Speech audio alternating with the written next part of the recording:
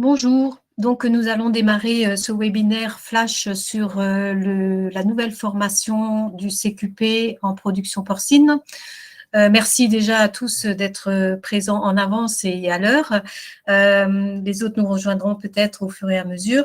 Donc, je m'appelle Valérie Heiser et je suis chargée de mission à l'ANEFA Ille-et-Vilaine. C'est une association qui a pour objectif de promouvoir les métiers de la production agricole et qui est gérée de façon paritaire par les salariés et les agriculteurs du département. J'aurai avec moi durant cette présentation Marielle Gallouet, qui est responsable du CFMA, donc de Centre de formation au métier de l'agroalimentaire. Et j'aurai également avec moi Cécile Léry, qui est conceptrice pédagogique également au CFMA et qui est aussi aujourd'hui notre assistante technique sur ce webinaire. Comment va se dérouler ce webinaire en 3 temps? Les 10 premières minutes vont être consacrées à cette présentation et au marché du travail. Je vais vous donner quelques éléments chiffrés, mais aussi qualitatifs sur les attentes des employeurs. Dans un deuxième temps, Marielle vous présentera la formation et plus particulièrement ses aspects pratiques d'organisation. Et enfin, les 10 dernières minutes seront consacrées au débat. Ne rentreront pas dans cet enregistrement, mais pourront faire l'objet éventuellement d'un question-réponse qu'on pourra éventuellement retransmettre. Alors, ce que je souhaitais dire, c'est qu'effectivement, si des questions vous viennent au fur et à mesure, comme l'a dit Cécile tout à l'heure, vous pouvez effectivement poser ces questions via le chat, et sinon, nous la poser en direct tout à l'heure. Sur le marché du travail, alors quels sont les éléments importants que je souhaitais mettre en avant? Vous avez là le nombre d'offres d'emploi, par exemple, en production porcine en Ille-et-Vilaine, ce sont les chiffres de 2021. On a régulièrement entre 50 et 80 offres par an dans notre département, uniquement en élevage porcin. Il faut voir que ça représente quand même sur l'ensemble de la région Bretagne plus de 400 offres à l'année. Donc, c'est je dirais, un gisement d'emploi qui est vraiment important. Ce qui est très intéressant aussi, c'est de voir que sur ces offres d'emploi, on a des niveaux d'autonomie et de technicité qui sont variables, puisque ces 58 offres sont des offres pour soit des agents, soit des techniciens, soit des responsables d'élevage. Deuxième point intéressant, c'est que ce sont des emplois durables. C'est vrai que tous les emplois liés à l'élevage en général, ce sont des emplois soit en CDI, soit en CDD de plus de 6 mois. Vous voyez même que sur les chiffres de la Bretagne, on a 75% des 438 offres qui sont des CDI. Ensuite, la majorité des emplois sont également, une partie des emplois, sont également des emplois qui prévoient un parcours d'insertion ou de qualification, donc essentiellement en contrat en alternance. Donc, ça montre aussi l'ouverture des entreprises sur l'accueil des personnes non qualifiées. La durée de recrutement est en moyenne une durée de 3 mois. Alors, pour se donner des repères, Pôle emploi dit régulièrement qu'une offre d'emploi qui est pourvue dans un délai raisonnable, normal, c'est 1 mois. Donc, vous voyez qu'effectivement, là, on a une durée qui est beaucoup plus longue. Actuellement, à cet instant, on a 25 offres d'emploi qui sont à pourvoir sur le département d'Ille-et-Vilaine. Donc, c'est un chiffre intéressant aussi, surtout que ces offres d'emploi sont réparties un peu partout sur le territoire du département. Pour ce qui concerne les attentes des employeurs, j'ai pensé qu'il était intéressant de faire un parallèle entre les conditions de travail et les aptitudes nécessaires pour exercer ces postes. D'abord, c'est un travail d'équipe. Et c'est vrai que je parle d'équipe, même si dans certains cas, on va avoir un agriculteur employeur et son salarié.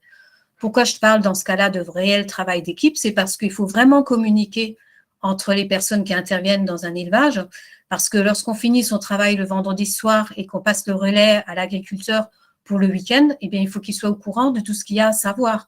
Est-ce qu'il y a un animal malade? Est-ce qu'il y a une vanne d'eau qui est en panne? Voilà. Et donc, il faut vraiment faire preuve de transparence, d'honnêteté et de communication. Ensuite, dans les élevages, on utilise des moyens techniques liés au numérique. C'est notamment des tablettes, des ordinateurs. Ça veut dire que le salarié doit être en capacité d'enregistrer des données, d'utiliser donc du matériel informatique. Et c'est vrai que c'est un préalable de savoir lire, écrire, Je dis ça parce que parfois, on peut avoir des candidats qui sont en phase d'apprentissage de la langue. Donc, c'est important de savoir qu'on doit être capable d'intervenir sur du matériel de ce type-là. Et on doit aussi maîtriser des calculs, notamment les règles de 3 pour calculer des rations, des choses comme ça.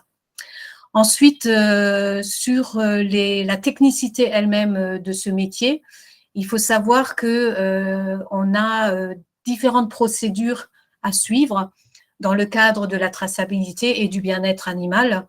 Et donc, on doit être en capacité de tenir des consignes dans le temps. Par exemple, si on dit à un salarié, lorsque tu changes de bâtiment, il faut absolument que tu changes de bottes parce qu'il faut éviter la répartition des éléments pathogènes d'un bâtiment à un autre, il faut qu'il y pense de lui-même systématiquement. Donc, il doit être capable de tenir une consigne dans le temps et d'être très rigoureux sur les consignes d'hygiène et de sécurité. Ensuite, c'est un travail qui s'exerce en bâtiment. Et c'est important de le signaler parce qu'il faut une capacité à travailler en milieu clos. Alors, clos et chaud, parce que les maternités notamment sont chauffées, mais effectivement, il faut en tenir compte. Ensuite, c'est un travail également, bien sûr, en contact avec les animaux. Donc là, on demande à la personne d'être animalière. Donc, qu'est-ce que ça veut dire? Ça veut dire qu'il faut être en capacité de comprendre l'animal, de l'observer, voir si son comportement est normal ou pas. Être calme aussi parce que le stress peut être transmis à l'animal. Donc, du coup, ça, ce sont des capacités qu'on arrive à mesurer, notamment à travers l'immersion dans l'entreprise. Enfin, dernier point, c'est les permanences de week-end vont nécessiter de la part du salarié une capacité à la polyvalence. Il devra intervenir sur l'ensemble des ateliers et également une capacité à être rapidement autonome. Il va falloir faire face à des urgences ou à des imprévus lorsqu'on est tout seul en permanence le week-end. Donc ça fait partie de l'apprentissage du métier. Ce qui me semblait intéressant à souligner aussi, c'est que 53% des offres sont ouvertes aux demandeurs d'emploi sans expérience. Alors, sans expérience, ça ne veut pas forcément dire sans formation, mais si on regarde de plus près le nombre d'offres qui étaient ouvertes aux personnes sans diplôme, ce chiffre monte quand même à 45%, ce qui laisse augurer vraiment des possibilités intéressantes pour intégrer des personnes sans formation ni expérience dans ce domaine-là. Actuellement, on a besoin donc de personnel formé, d'où l'intérêt justement de mettre en place une nouvelle formation. Et donc, je vais passer la parole assez rapidement maintenant à Marielle pour qu'elle vous explique cette formation, en vous précisant peut-être juste que la commission paritaire régionale de l'emploi, qui est constituée d'agriculteurs et de salariés, a mis en place ce CQP vraiment à la demande et en tenant compte des besoins des professionnels. Et elle a agréé ainsi 2 centres de formation. Un centre de formation qui s'appelle le NIVOT, qui est dans le Finistère, qui a mis en place ce CQP dans le cadre d'un fonctionnement et d'une organisation pédagogique classique. Et également donc le CFMA. Et je vais passer la parole à Marielle pour qu'elle vous explique un petit peu la particularité de la formation que son centre de formation propose.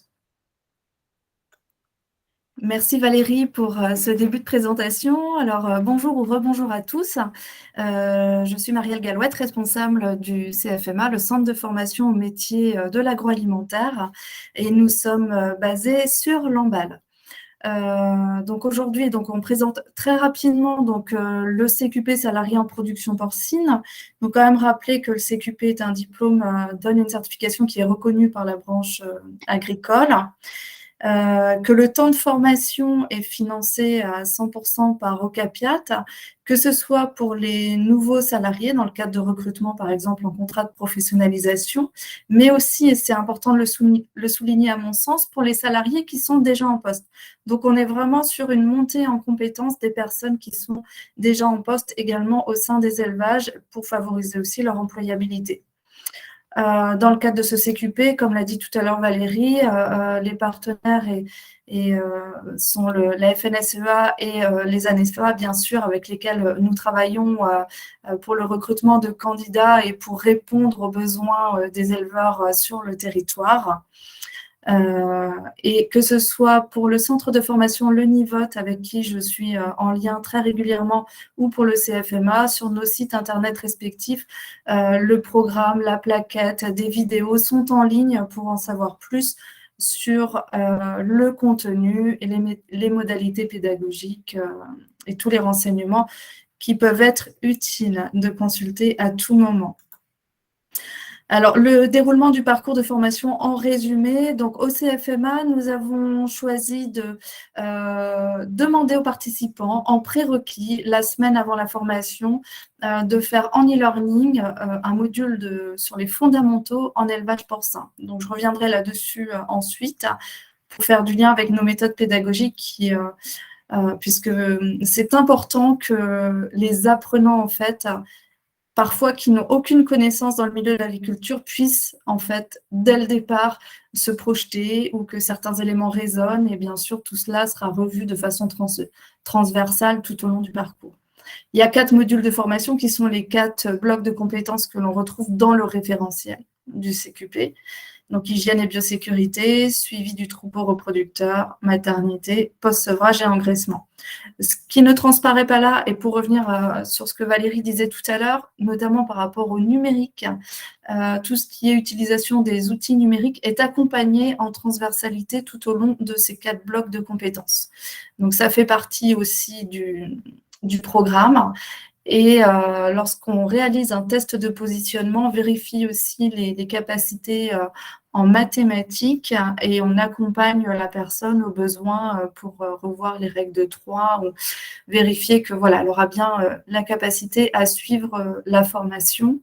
Et puis tout au long, on est à l'écoute des personnes qui suivent le parcours.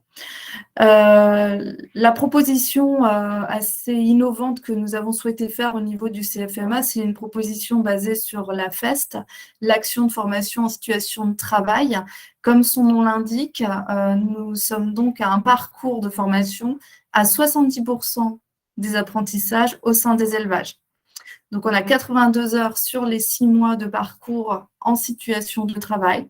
Ce sont des AFEST que l'on prépare en avance, qui sont reliés donc aux évaluations qu'on retrouve dans les référentiels. Et on est vraiment sur une formation qui va répondre aux besoins opérationnels des éleveurs en lien avec l'activité réelle de travail. Et c'est en ça que la FEST, pour nous, est une modalité extraordinaire. Et comme les personnes vont apprendre dans des élevages spécifiques, l'éleveur, en général, comme il va s'investir lui aussi dans la formation, va espérer quand même fidéliser la personne et le recruter en CDI ensuite. Et donc, dès le départ, l'apprenant, en fait, va être formé aux spécificités de l'élevage, aux conduites en bande de cet élevage-là. Et ça, c'est vraiment une valeur ajoutée assez extraordinaire. Alors, bien sûr qu'il y a aussi des temps de cours en ligne, que ce soit des e-learning en autonomie ou des classes virtuelles avec le formateur. Il y aura des échanges de pratiques avec les autres apprenants pour bien sûr confronter les différentes conduites en bande, les différentes spécificités des exploitations pour que les apprenants aient une réelle ouverture d'esprit. Au sein de ces 6 mois de parcours, il y a quelque chose aussi qu'on a souhaité fédérer les apprenants eux-mêmes, mais aussi les éleveurs qui sont accueillants et qui vont être très impliqués puisqu'ils vont devenir formateurs tout au long du parcours. Ils seront accompagnés par nos équipes du CFMA pour ce faire, et notamment Cécile qui est là avec nous aujourd'hui. Et dans les 8 jours sur l'emballe, il y a 4 jours où on va inviter les éleveurs et on a à cœur de leur demander de nous partager leurs expériences, d'organiser des visites, par exemple, d'abattoirs ou de coopératives de nutrition. On va organiser aussi, et on a déjà bien avancé sur le sujet, donc des escape games pour montrer qu'on peut apprendre aussi autrement. Mais apprendre, comme l'apprentissage se fait par la répétition, l'escape game va répéter des apprentissages qu'ils auront déjà eus le mois précédent au sein de leur élevage. Donc, c'est vraiment comment on ancre un peu tout ça, comment on aide en fait les apprenants à prendre du recul par la réflexivité qui est présente dans la FEST.